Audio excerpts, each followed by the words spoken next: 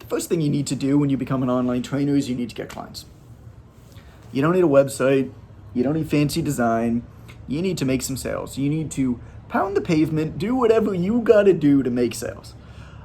So, should you hire a professional to build a website? Like, not at the beginning. Definitely not at the beginning. You need to get clients first. You can do that easily with social media accounts, with your existing networks.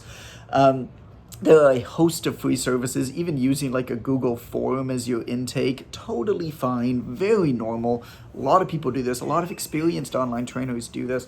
You don't need software. You don't need a website. You don't need anything to start. You certainly don't need to spend any money to start. I know of programs of expensive mentorship programs and stuff like that say, in addition to paying me $7,000-$10,000 to tell you how to do this thing, you got to be able to commit to $500 in software expenses. It's like, what? Before you get a single customer? I don't know, man. That sounds nuts to me. Once you're at 20 to 30 clients consistently, maybe then you might want to think about a website, just because at that point you can start bootstrapping back in money that you've made from your business and look at your website like a business card. It is a source of professionalism for sure. You don't really want to build a website that you're going to have to update all the time, though. It is probably worth getting it designed and getting it beautiful, and also getting like potentially some branding help. But again, that happens later on. The only exception here is that if you really, really love writing and you want to build a blog, then maybe you want a website at the beginning. But you probably don't need a design. You can probably bootstrap it. And I mean, a blog is going to take a long time to get clients at. Don't get me wrong. I mean, I have a blog that has a couple million people that get to it every year, and I mean, it's been great, right? But we have over 1,000 articles. We've been doing it for 10 years. Like blogging, SEO, content is a long game. It's not what I would recommend to people who are starting to be able to get their first bunch of clients.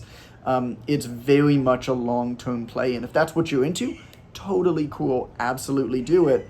But again, you don't need to do this expensive. When I started the PTDC.com, I was personal training in the gym at the time. I had written a book. I wanted to promote a book. And at this point, I mean, keep in mind, this was like 2009, 2010.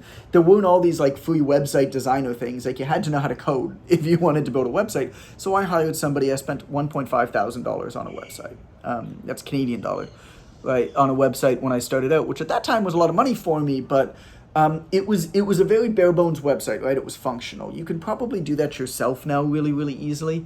But then as the company grew, I invested more into it. And I mean, our current iteration of the website was over $25,000. So like, as you grow, you can start putting more money back into the website and making it work better, making it more beautiful. Just don't get ahead of yourself. You probably don't need a website. You probably don't need a professional to build and design your website. You definitely don't need it at the beginning. At the beginning, you need clients, man.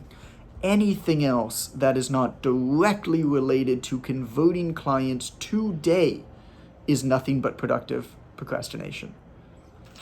You don't need it at the beginning. Later on, sure, it helps.